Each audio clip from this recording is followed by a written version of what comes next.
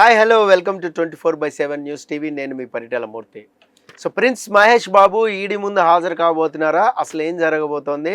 అలాగే ఈ బెట్టింగ్ యాప్ల మాఫియా ఏంటి? అసలు ఎందుకు సెలబ్రిటీలు సో యాడ్స్లో మనకి ప్రజెంట్ చేసి ఇరుక్కుంటున్నారు? ఎలాంటి యాడ్స్ వాళ్ళు చూజ్ చేసుకుంటున్నారు? అంటే ఏం మెసేజ్ అనేది వెళ్తోంది అనేది ఈరోజు కూలంకుషంగా చర్చించేందుకు మనతో పాటు సీనియర్ జర్నలిస్ట్ రామదుర్గం మధుసూదన్ గారు ఉన్నారు. సార్ని పలకరించి చాలా విషయాలు తెలుసుకుందాం. నమస్తే సార్. నమస్తే సార్. ఈడీ ముందుకు మహేష్ బాబు వెళ్ళబోతున్నాడు, ఇట్లా వార్తలే వస్తున్నాయి, సోషల్ మీడియాలో మనం చూస్తున్నాం. అసలు ఈ బెట్టింగ్ యాప్లలోకి సెలబ్రిటీలు ఎందుకు అలాగా మొగ్గు చూపుతున్నారు? అంటే వాళ్ళకి తెలియదా యాడ్స్ చేసే ముందు ఇదంతా కూడా? యాక్చువల్ చెప్పాలంటే మహేష్ బాబు గారిది సెన్సేషనల్గా మారింది. అవును. ఏప్రిల్ 22న ఈడీ వాళ్ళు నోటీస్ ఇచ్చారు. 28వ తారీఖు ఆయన హాజరు కావాల్సి ఉంది. కాకపోతే షూటింగ్ వల్ల నేను రాలేకపోతున్నాను అంటే ఖచ్చితంగా ఈరోజు రండి అని చెప్పారు. విషయం ఏంటంటే ఇక్కడ బెట్టింగ్ కంటే కూడా ఆయన రియల్ ఎస్టేట్ సంస్థ సాయి సూర్య ప్రమోషన్స్ అని దాన్ని ఈయన ఎండార్స్ చేశారు. అంటే celebrities they are endorsing the brands, ఆ బ్రాండ్లను ఎండార్స్ చేస్తారు. సో సాయి సూర్య డెవలపర్స్కు ఈయన బ్రాండ్ అంబాసిడర్గా మారాడు. అంతవరకు ఓకే, ఎవరైనా మారొచ్చు, ఇదేమి అనెథికల్ ఏం కాదు. కాకపోతే ఎక్కడ ఇరుక్కున్నారంటే వీళ్ళు ప్లాట్లు వేసి అమ్మినారు. అవన్నీ కూడా డాక్యుమెంట్లు సరిగ్గా లేనటువంటి ప్లాట్లు, దొంగ ప్లాట్లు అమ్మినారు. దొంగ ప్లాట్లు అమ్మడంతో కొన్న వాళ్ళు ఇల్లు కట్టుకోలేక వాళ్ళు కోర్టుకి ఎక్కినారు. కోర్టుకి ఎక్కడంతో అది కాస్త ఈడీ దాకా వెళ్ళింది. మళ్ళీ దీంట్లో మహేష్ బాబు గారి పాత్ర ఏముంది? ఆయన కొనండి బాగుంది అని చెప్తాడు, అంతేగాని డాక్యుమెంట్లు అవన్నీ ఏమైనా పరిశీలిస్తాడా? It is not his duty కదా అని మనకు అనిపిస్తుంది. వాస్తవం చెప్తే కూడా అది నిజమే అనుకోవాలి. కానీ ఒక బ్రాండ్కు నువ్వు అంబాసిడర్గా ఉన్నావంటే అందులో ఉండేటువంటి ప్లస్ పాయింట్స్కు, అందులో ఉండే మైనస్ పాయింట్స్కి అన్నిటికీ కూడా మీరు కూడా బాధ్యతే అని మర్చిపోవారు. యాక్చువల్ చెప్పాలంటే దీనికి యాడ్ చేయడం ద్వారా ఆయన 5.90 crores తీసుకున్నాడు ఫీజు అని. 5.90 లక్షలు 5.9 లక్షలు 90 లక్షలు తీసుకున్నాడు. అందులోన 3.4 కోట్లు నగదు, 2.5 కోట్లు ఆర్టీజీ ద్వారా తీసుకున్నారు. అంటే బ్లాక్ మనీ కూడా తీసుకున్నాడు. 3.4 3,40,00,000 బ్లాక్ మనీ ఈడీ సేకరించింది. అందుకోసమే ఆయన్ని పిలిపిస్తోంది. ఈ లెక్కలు ఇలా ఉన్నాయి. ఆర్టీజీ ప్రకారం అయితే 2.5 కోట్లు ఉంది. మళ్ళీ ఇది యాక్చువల్గా వర్త్ వచ్చి 5.90 కదా, మిగిలిన 3.4 మీరు బ్లాక్గా తీసుకున్నట్టు తేలుతుంది కదా. ఏంటి కథాకమామిషి ఏంటి? ఎప్పుడైనా కానీ ఎందుకు ఇంత దాకా వస్తుంది అంటే అందులో డిస్ప్యూట్ ఉన్నప్పుడే. ఇప్పుడు వీళ్ళు డెవలపర్స్ వీళ్ళు తెలివిగా ఏం చేశారు, మహేష్ బాబు లాంటి మ్యాగ్నమస్ స్టార్ని తీసుకొని వచ్చి పెట్టగానే చాలామందికి నమ్మకం వస్తుంది, చాలామంది నమ్ముతారు. మహేష్ బాబు చెప్పాడరా ఇంకేముంది. ఇప్పుడు అంతో ఇంతో నాలెడ్జ్ ఉన్న వాళ్ళే సిటీలోన అట్రాక్ట్ అయిపోతున్నప్పుడు ఇంకా ఆయన బెస్ట్ ఫాలోయర్సు, బ్లైండ్ ఫాలోయర్సు, ఆయన ఇమేజ్ను గౌరవించే వాళ్ళు వీళ్ళందరూ ఏమనుకుంటారు, అదే మహేష్ బాబు చెప్పిన తర్వాత ఇంకేముంది. మహేష్ బాబు గారు ఎందుకు చెప్తున్నారన్న విషయం చాలా కొద్ది మందికే తెలుస్తుంది.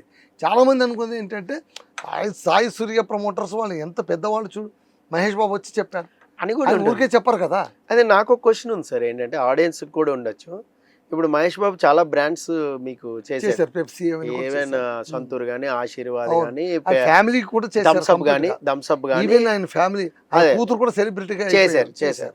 అయితే నాకున్న క్వశ్చన్ ఏంటంటే, ఇప్పుడు థమ్స్అప్ యాడ్ చేశారు, ఇప్పుడు థమ్స్అప్లో ఎక్కడో పురుగు వచ్చింది, లేదంటే ఏదో బల్లి వచ్చింది, ఇలాంటివి చూస్తూ ఉంటాం వార్తలు. దానికి బ్రాండ్ ప్రమోట్ చేసిన వాళ్ళకి సంబంధం ఉంటుందంటారా? ఖచ్చితంగా. ఎందుకంటే విచ్ ప్రోడక్ట్ యూఆర్ ప్రమోటింగ్ అనేది అక్కడ క్వశ్చనబుల్ అవుతుంది. మీరు ప్రమోట్ చేస్తున్నారు అంటే ఏంటి, రీచబిలిటీ పెరగడం. ఇప్పుడు యాక్చువల్గా మిమ్మల్ని ఎందుకు పెట్టుకోవాలి, సామాన్యులు పెట్టుకోవచ్చు కదా. సామాన్యులు పెట్టుకుని థమ్స్అప్ యాడ్ ప్రమోట్ ఎందుకు చేయరు? మహేష్ బాబే ఎందుకు కావాలి, అల్లు అర్జునే ఎందుకు కావాలి, ప్రభాస్ లాంటి వాడు ఎందుకు కావాలి, వీళ్ళందరూ ఎందుకు కావాలి అంటే రీచబిలిటీ పెరగడానికి, పబ్లిక్తో రీచ్ కావాలి కదా. మొట్టమొదటి ప్రోడక్ట్ ఇది ఉందిరా నాయన నా దగ్గర అని జనాలకు తెలియడానికి కొనాలి లేదు అనేది వాళ్ళ ఇష్టం. ఇప్పుడు ఏ ప్రోడక్ట్ అన్నాక ఎక్కడో ఏదో ఒకటి ఉంటుంది. కంపెనీ ఇగ్నోరెన్స్ వల్ల దేని వల్ల ఒకటే కాదు, ఇది మేము మ్యానుఫ్యాక్చర్ చేయలేదని కూడా వాళ్ళు అంటారు. కూల్ డ్రింక్స్ అదొకటే కాదు. అక్కడ ఏంటంటే ఇప్పుడు థమ్స్అప్ రసాయనాలు ఎక్కువ ఉంటుంది, అందులో పురుగుల మందు కూడా కలుపుతారని ఒకసారి ఎరువులకి పొలానికి spray కూడా కొట్టారు చేస్తారు. సో thumbs up ని మనం ఇవన్నీ చూసాం ఉన్నప్పుడు కూడా. ఆరోగ్యానికి చాలా హానికరమని ఒకవైపు డాక్టర్లు నెత్తి నోరు కొట్టుకుంటుంటే అలాంటి బ్రాండ్ని మీరు ప్రమోట్ చేయడం అనేది హౌ ఇట్ ఈస్ ఎథికల్? ఊరికే డబ్బు వస్తుంది, ఎవరు కాదనరు, మీ గ్లామర్ ఉంది, దానికి ఈక్వేషన్గా మీరు డబ్బులు తీసుకుంటున్నారు, మీ జాబ్ ఇట్స్ ఓకే, బట్ మీరేం చేస్తున్నారు అంటే ఒక సెలబ్రిటీగా మీకు అందరికంటే కూడా కొంచెం ఎక్కువ రెస్పాన్సిబిలిటీ ఉంటుంది అనేది ఇలాంటి సంఘటనలు ప్రూవ్ చేస్తాయి. అంటే దానికిను వీళ్ళని బాధ్యులు చేయడం ఎంతవరకు కరెక్ట్ మరి అనేది మీరు చెప్పాలి. అవునండి, ఇప్పుడు సాయి ప్రమోటర్స్ తీసుకోండి, మహేష్ బాబు గారు ప్రమోట్ చేయడం వల్ల 10 ప్లాట్లు ఎక్కువ పోతాయి, ఎక్కువ అమ్ముడవుతాయి, లేదా 100 ప్లాట్లు ఎక్కువ అమ్ముడవుతాయి. ఈ 100 ప్లాట్లు ఎక్కువ కొనేవాళ్ళు ఎవరు అయి ఉంటారు? మహేష్ బాబుని చూసి, ఆయన గ్లామర్ని చూసి, ఆయన ప్రమోషన్ నచ్చి, ఆయన ద్వారా సంస్థ పైన నమ్మకం ఏర్పడి కొన్నవాళ్ళు. మళ్ళీ సంస్థ ద్రోహం చేసింది అనుకోండి, ఆ బిలీవ్ను ఎవరు బ్రేక్ చేసినట్టు? సంస్థకు కస్టమర్కు మధ్య ఉన్న నమ్మకం పోయిందా, లేదా మహేష్ బాబుకు ప్రేక్షకుడికి మధ్య ఉన్న నమ్మకం పోయిందంటే మహేష్ బాబు ప్రేక్షకుడికి మధ్య ఉన్న నమ్మకం కూడా పోయిందని అర్థం. ఓకే, అది కూడా ఇండైరెక్ట్ గా బాధ్యులే అంటారు. ఇండైరెక్ట్ కాదు, ఇట్ మేబీ డైరెక్ట్. అంటే ఇప్పుడు నూడిల్స్ ఉంది సార్, మనం చూసాం చాలా అది కూడా అంతే, అందులో లెడ్ కలిపారు, అది బ్యాన్ కూడా చేస్తారు. అంతకు ముందు చాలా మంది సెలబ్రిటీలు మరి ఆ మ్యాగీని కానీ ఎప్పీని కానీ చాలా మంది ప్రమోట్ చేశారు. అంటే అవేర్నెస్ పెరుగుతూ వస్తుంది. మొదట్లో అయితే కనుక ఇప్పుడు అందుకు ఫెయిర్ అండ్ లవ్లీ క్రీమ్సే కావచ్చు, సోపులు కావచ్చు, వీటన్నిటికీ సెలబ్రిటీస్నే పెడతారు. ఇప్పుడు అంతేందుకు వాడక ముందు వాడిన తర్వాత నల్లగుండే అమ్మాయిని ఆ తర్వాత తెల్లగుండే వాళ్ళని చూపిస్తే అది ఒక రకంగా చీటింగ్. కన్జ్యూమర్ ఫోరంలో కేసు వేయచ్చు, ఎందుకంటే నీవు అక్కడ ఏం వాడతావో ఎవరికి తెలియదు, నువ్వు ఏం చూపిస్తున్నావు, మాకు నల్లగుండే వాళ్ళు తెల్లగా అవుతారు అని అంటున్నావు. నేను నమ్మి ఆ సోప్ కొన్నా, నేను తెల్లగా కాలేదంటే నీదే తప్పు, నీ ప్రోడక్ట్దే తప్పు, నేను నీ పైన కోర్టుకు వెళ్తా. Every chance is there. Consumer ఫోరంలోకి వెళ్ళడానికి, కోర్టు మెట్లు ఎక్కడానికి, అడ్వర్టైజ్మెంట్లోనే ఏ చిన్న పొరపాటు ఉన్నా కూడా బాధ్యులే. అందుకే ఈ మధ్య ఏం చేసేస్తున్నారు, చివరిగా నక్షత్రం గుర్తు వేసి షరతులు వర్తిస్తాయి. ఈవెన్ చూడండి, ఏదైనా బొమ్మ వేసినా కూడా ఊహ ప్రతీకాత్మక చిత్రం అంటారు, ఇట్స్ ఎ సింబాలిక్ పిక్చర్ అంటారు. అంటే it is not real picture. అంటే వాడు చేతులు కడుక్కోవడానికి చూస్తున్నాడు ఇప్పుడు. అంటే అంత జాగ్రత్త ఎందుకు వహించాల్సి వచ్చింది? ఎక్కడో ఒకసారి దెబ్బ కొట్టింటే కదా ఇలాంటివన్నీ వచ్చేది. సో ఇలాంటివన్నీ కూడా జాగ్రత్త ఉండాలి. ఆల్ ది వే వీళ్ళు ఆల్రెడీ సినిమాల్లోనూ డబ్బులు సంపాదించేస్తున్నారు, అంతో ఇంతో మంచి పేరు తెచ్చుకుంటారు. ఇప్పుడు సినిమాల్లో ఏమో నువ్వు ఒక రాబిన్ హుడ్ లాగా, ఆ తర్వాత శ్రీమంతుడు సినిమాలోనూ ఆయన ఊరును దత్తత తీసుకున్న వ్యక్తిలాగా, మహర్షి సినిమాలోనేమో ఆదర్శవంతులైన యంగ్ ముఖ్యమంత్రి లాగా, ఇలా నువ్వు ప్రేక్షకుల మనసు దోచుకున్న వాడివి. మళ్ళీ ప్లాట్లు ఎగ్గొట్టేటువంటి సూర్య ప్రమోటర్స్ లాంటి వాళ్లకు మీరు ప్రమోట్ చేయడం మళ్ళీ ఎలా మిమ్మల్ని రిలేట్ చేసుకోగలరు? అంటే అది తప్ప ఇది కరెక్టా, ఇది కరెక్టా, అది తప్ప, సరే బిజినెస్లో ఎవ్రీథింగ్ ఈజ్ ఓకే అనుకునే వాళ్ళకి మనం ఏం చెప్పలేము. కానీ బట్ సెలబ్రిటీస్ వాళ్ళకంటూ ఒక ఇమేజ్ వచ్చిన తర్వాత ఆ ఇమేజ్ని కాపాడుకోవాలి. కమర్షియల్గా మీకు ఎట్లా ఒక సినిమాకు 100 కోట్ల పైన తీసుకుంటారు కదండి, తీసుకోక కాదు కదా, మీ డబ్బులు మీకు వచ్చేస్తున్నాయి. పోనీ మంచి వాటికి చేయండి, ఏదైనా దుస్తులు మంచి బ్రాండ్స్ చేయండి. అసలు ఇదంతా కూడా ఎందుకు వస్తుంది సార్? ఇప్పుడు మనం బెట్టింగ్ యాప్లు కూడా మనం చూసాం. సో మధ్యలో ఇది కూడా మాట్లాడదాం. బెట్టింగ్ యాప్ల్లో చాలా మంది సెలబ్రిటీస్ వాళ్ళకి కూడా నోటీసులు పంపడం, సో ఇదంతా కూడా ఎందుకని ఒప్పుకుంటున్నారు వీళ్ళు? అంటే ఆ చరిష్మాని క్యాష్ చేసేసుకోవాలని. అంతే అండి. ఇప్పుడు కూర్చున్న చోట ఒక్కరోజు 1 గంట నువ్వు ఖర్చు పెట్టేస్తున్నావు, ఒక 5-6 గంటలు ఖర్చు పెట్టావు అనుకో, నువ్వు కొన్ని కోట్ల చేతికి వచ్చేస్తుంది కదా. ఇది కూడా రాని ఎందుకు వద్దనుకోవాలి అనుకునే ఒక రకం. ఇప్పుడు హీరోగా ఉన్నంత వరకు, హీరోయిన్గా ఉన్నంత వరకు నీ చరిష్మా ఎట్లా ఉంటుందో దాన్ని అన్ని విధాలుగా వాడుకోవడం, నాట్ ఓన్లీ ఇన్ ఫిల్మ్స్. ఇప్పుడు అంతెందుకండి, పెద్ద పెద్ద సెలబ్రిటీస్ సినీ తారలే ఉన్నారు. కంచిపట్టు దీనికి, ఇంకోటి చెన్నై షాపింగ్ మాల్కో, లలితా జ్యువెలరీస్కో అలాంటివి వెళ్ళి వాళ్ళు ప్రారంభోత్సవాలు పాల్గొంటే వాళ్ళకి డబ్బులు వస్తాయి. డబ్బులు వస్తాయి కాబట్టి వెళ్తారు. ఇంకా పిచ్చేంత దాకా వెళ్ళిందంటే కొంతమంది పెద్దవాళ్ళు ఇళ్లలో పెళ్లి చేస్తే సెలబ్రిటీస్ని పిలుస్తారు, వాళ్ళకి డబ్బులు ఇస్తారు. మళ్ళీ అమ్మాయిని పెళ్లి చేస్తే మళ్ళీ ఇంతమంది వెళ్ళి డ్యాన్సులు చేశారు, కుప్పిగతులు వేశారు, ఎగరెగరారు, ఇంకా వడ్డించడం ఒకటే తర్వాయి అన్నీ చేశారు. మళ్ళీ ఇవన్నీ ఎందుకు చేశారు? డబ్బులు, మనీ మేక్స్. అంతే, ఇట్ మేక్స్. నువ్వు సెలబ్రిటీవా, నీ పేరుందా, అది అంతెందుకు. చూడండి, ఎంత పెద్ద గుమ్మడికాయ అయినా కత్తిపీటకు లోకం అన్నట్టు, ఎంత పెద్ద సెలబ్రిటీ అయినా అనిల్ ముఖేష్ అంబానీ ఎవరు పెళ్లి చేసింది, ముఖేష్ అంబానీకి లోకం అన్నట్టు వాళ్ళందరూ వచ్చి ఊడిగం చేయడం ఒకటే తక్కువ, అంత చేశారు. బహున్ డ్యాన్సులు వేశారు, అది చేశారు, ఇది చేశారు, ఇవన్నీ ఎందుకు అనిపించారు? It is his pride. డబ్బు పడేస్తే ఎవడైనా వస్తాడని చెప్పడం అంతే అక్కడ. అదే మెసేజ్ ఇవ్వడం, అంతకుమించి ఇంకేం లేదు. ఇలాంటివన్నీ జరిగినప్పుడు కూడా ఏమవుతుంది, ఓహో డబ్బులు ఇస్తే వీళ్ళు ఏమైనా చేస్తారన్నమాట అన్నదాంతో పాటు అంతవరకు అయితే ఓకే. కానీ ఇప్పుడు నష్టపోయిన వాళ్ళు ఉన్నారు, మళ్ళీ వాళ్ళకు ఆ నష్టపరిహారం ఎవడిస్తాడు? నాకు ఒక క్వశ్చన్ ఉంది సార్, సీరియస్ క్వశ్చన్. ఇప్పుడు ఆడియన్స్ కానీ లేదంటే ఇప్పుడు మీరు అన్నారు నష్టపోయిన వాళ్ళు కానీ ఇలా బ్రాండ్ ప్రమోట్ చేస్తున్నప్పుడు అందరూ కూడా, సో వాళ్ళకి ఆ లైన్ అనేది ఉంటుంది కదా, అది ఎంతవరకు ఉండాలంటారు? సో వినియోగదారులకి ఇలా ప్రమోటర్స్కి.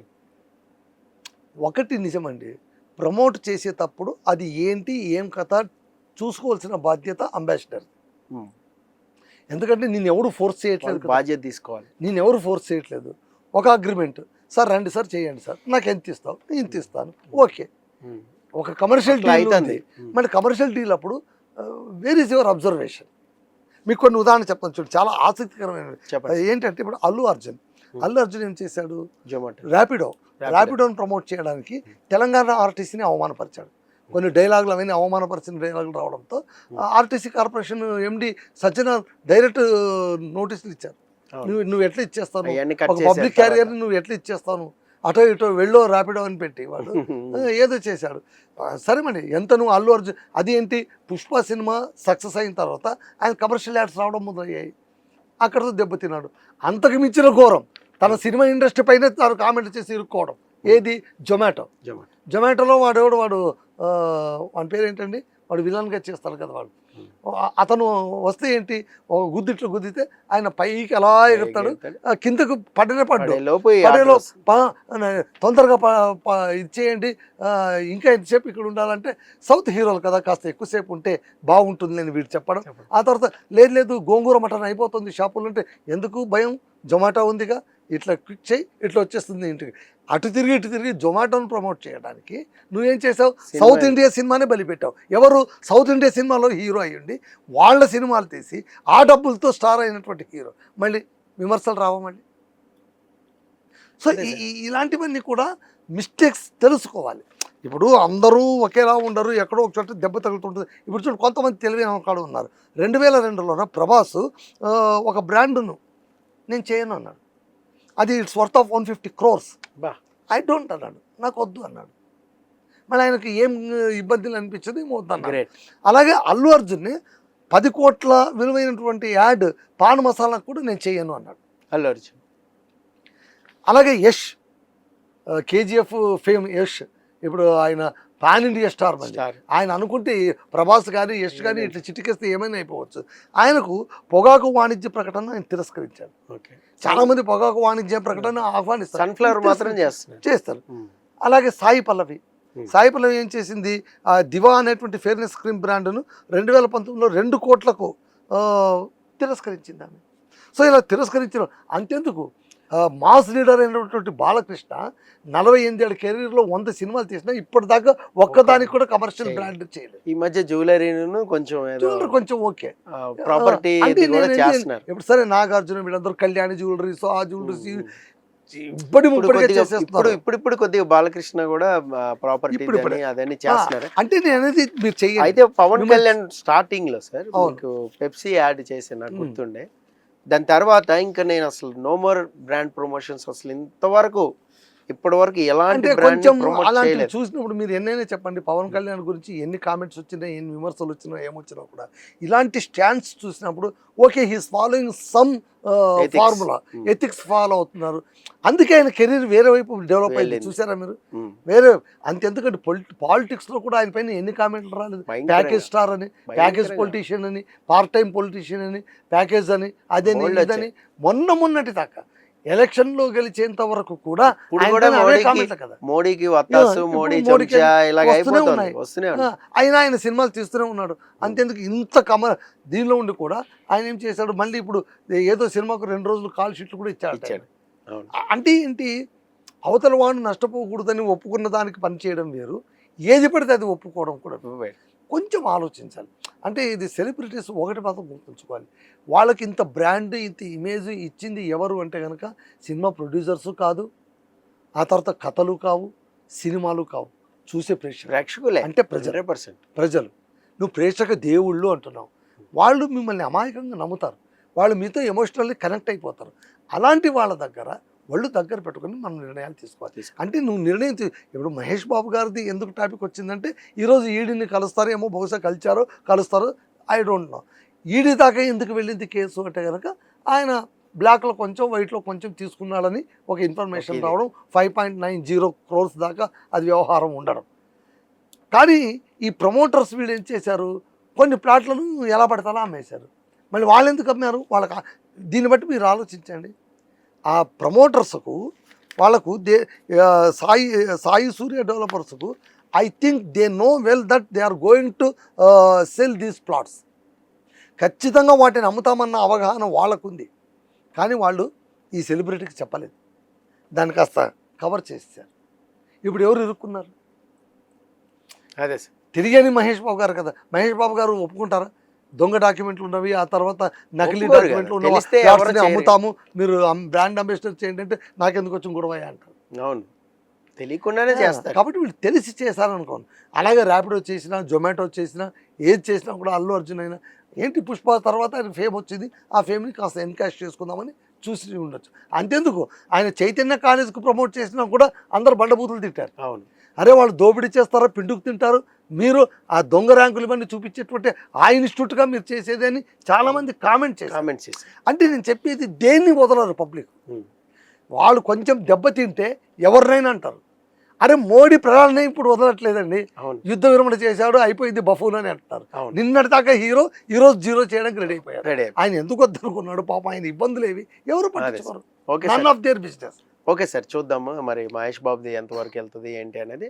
సో ఇది చూసారుగా, యాప్స్ కానీ లేదంటే వేరే ప్రోడక్ట్స్ కానీ అలాగే ఏదైనా కంపెనీస్ని కానీ ప్రమోట్ చేసేటప్పుడు సెలబ్రిటీలు అయితే కొంచెం జాగ్రత్త వహించాలి అని ఈ ఇన్సిడెంట్ ద్వారా అయితే తెలుస్తుంది. అలాగే ప్రేక్షకులు ఎవరైతే ఉన్నారో వాళ్ళని అభిమానించే అభిమానులు ఎవరైతే ఉన్నారో వాళ్ళు కూడా సో వాళ్ళ అభిమాన హీరో ఏదో ప్రమోట్ చేశారు కదా అని గుడ్డిగా ఫాలో అయిపోవడం కూడా కరెక్ట్ కాదు అని చాలామంది విశ్లేషకులు చెప్తున్నారు. అలాగే ఈ విషయంలో మీకేమనిపించింది అనేది కామెంట్ బాక్స్లో మస్ట్గా కామెంట్ చేయండి. This is Paritala Murthy signing off. By.